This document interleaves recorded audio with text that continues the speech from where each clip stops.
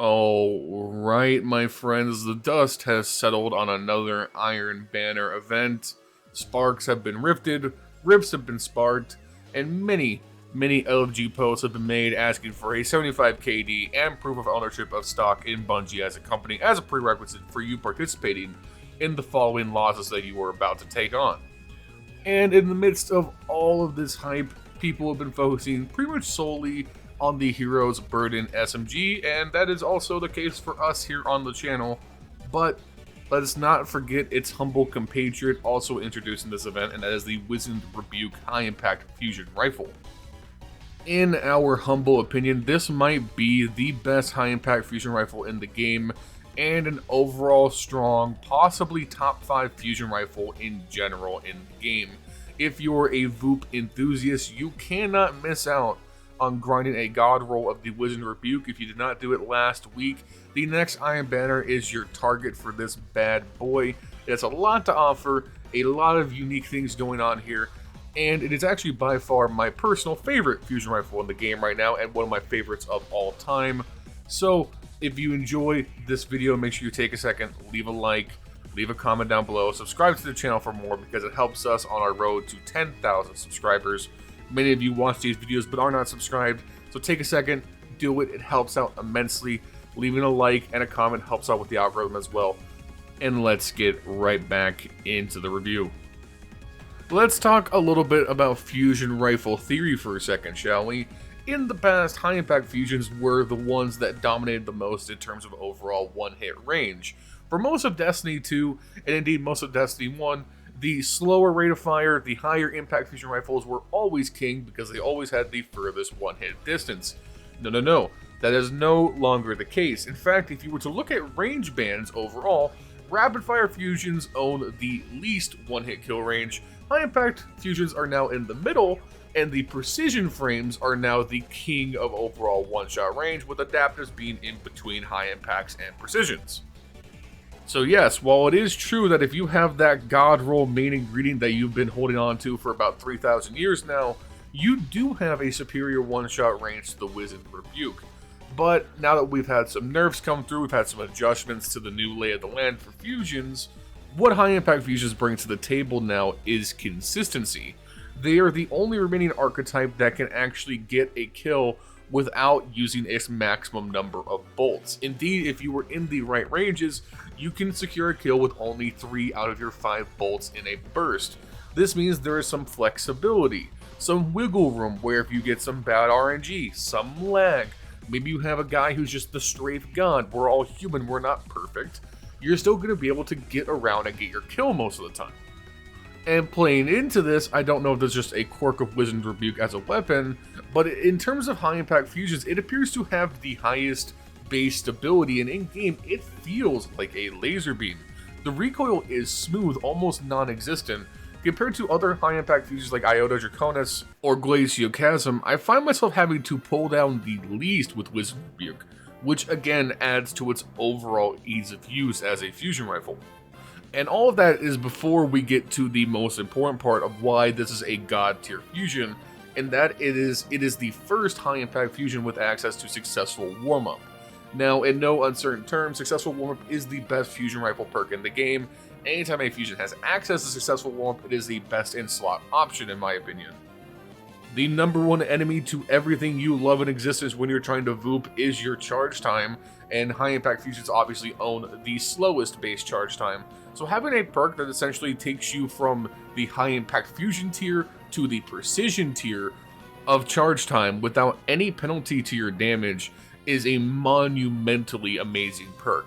Now, obviously right out the gate, we're in a post-scavenger nerf world, ammo is scarcer than ever, so there's a lot less opportunity to take advantage of multi-kills, but keep in mind, you spawn with 2 shots. That means there's a lot of situations where you can just kind of monkey in there with your wizened Rebuke, get some poor fool caught out, get a kill, get successful warm-up, and then evaporate his homie in record time.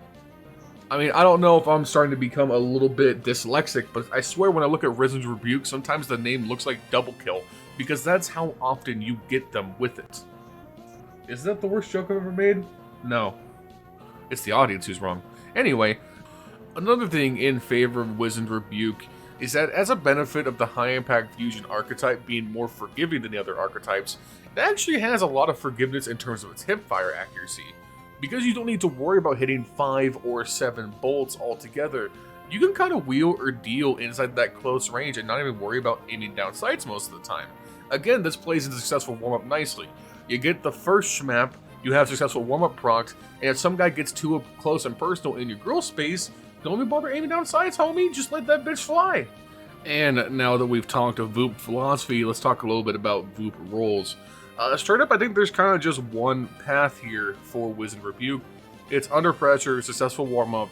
I like projection fuse and then a range barrel and a stability masterwork. This, I think, is the best combination of stats for this role. They can nerf under pressure all they want, it's still the best perk for fusion rifles. It's versatile, it's always good, it always gives you a tangible effect on your gunfights. It's just the best option. You can mess around with heating up, maybe get a little cheeky with subsistence, but at the end of the day, you can't go wrong with the gold standard of under pressure. Not to mention with the ammo changes, you are always proccing under pressure now, you're never running too much ammo to worry about that. It's just the best option. And of course, successful warm-up is the main dish, it is the main course, it is the prime rib, it is why we are here, it is the best perk in the right column. And in terms of playstyle, obviously you can just play this as your standard VOOP Lord loadouts. High impact fusions tend to be more of your main go-to inside a close range, so unlike other fusion archetypes, I wouldn't pair this with like a submachine gun, or if you're crazy, a sidearm. I think this goes great with pulse rifles, auto rifles. If you're more of a mid-range hand cannon player, this is awesome. But pretty much inside of 20 meters, you want to be using Wizened Rebuke to do all of your talking for you. It's where it's most effective. But I want to take a second and talk about one of my personal favorite playstyles in the game, and that is the good old-fashioned Lunafaction sniper loadout. Again, the name of the game here is that high-impact fusions do not need all of their bolts to kill. That means that they, in theory, do have the most map potential of all the archetypes. You pair that with Lunafaction boots, and you kind of see where we're going here. Lunafaction boots roughly double or sometimes even triple the effective range of your weapons when you're in an empowering rift. And if you want to relive the glory days of pre-nerf Erentil, this is how you do it. If you want to make people think you're hacking when they get vooped from 50 meters, this is your playstyle, and successful warm-up makes this so fun.